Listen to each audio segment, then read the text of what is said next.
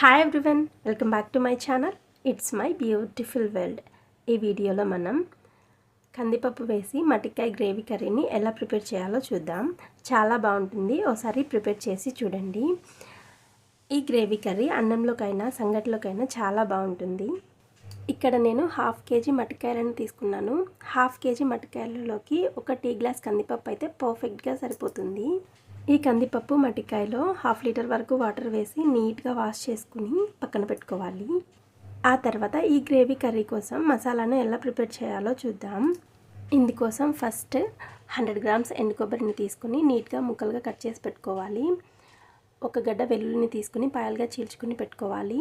1 inch అల్లాన్ని తీసుకుని wash చేసుకుని కట్ చేసి పక్కన పెట్టుకోవాలి.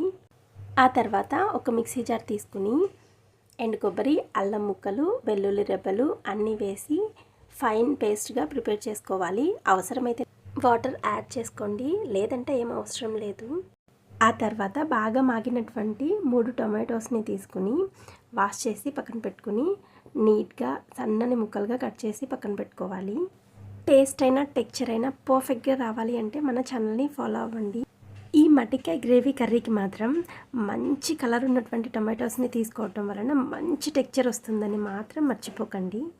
మనం ఎంత మాగిన టొమాటోస్ తీసుకున్నా పులుపు అయితే యాడ్ అవ్వదు కదా, కాబట్టి కొంచెం అంటే కొంచెం చిన్న నిమ్మకాయ సైజ్ అంత చింతపండుని తీసుకుని నీట్గా వాష్ చేసి మళ్ళీ కొన్ని వాటర్ వేసుకొని పక్కన పెట్టేసుకోవాలి. మనం గ్రేవీని ప్రిపేర్ చేసేలోపు ఈ చింతపండు బాగా నానుతుంది.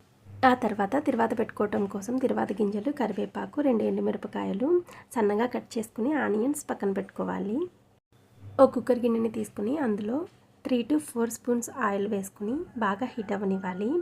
ఈ ఆయిల్ బాగా హీట్ అయిన తర్వాత తిరువాత గింజలు వేసుకుని బాగా ఫ్రై అవ్వనివ్వాలి. ఆ తర్వాత ఆనియన్స్, ఎండుమిరపకాయలు, కరివేపాకు వేసి బాగా ఫ్రై అవ్వనివ్వాలి.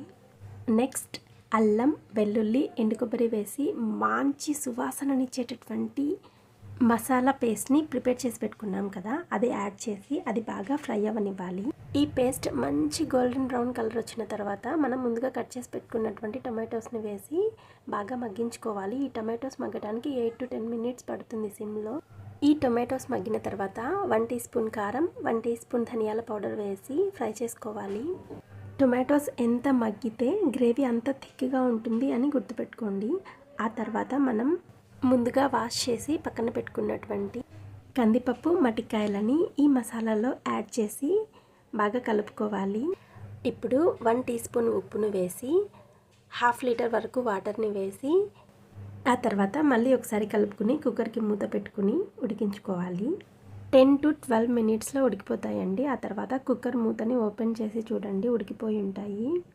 మనం ముందుగా ప్రిపేర్ చేసి పక్కన పెట్టుకున్నాం కదా చింతపండు రసాన్ని, ఆ రసాన్ని వేసి 4 to 5 మినిట్స్ హై ఫ్లేమ్లో ఉడికించుకుంటే కందిపప్పు మటికాయ గ్రేవీ కర్రీ రెడీ అయిపోతుంది. ఈ వీడియో మీకు నచ్చినట్లయితే please do like, share and subscribe my channel for more videos. Thank you for watching.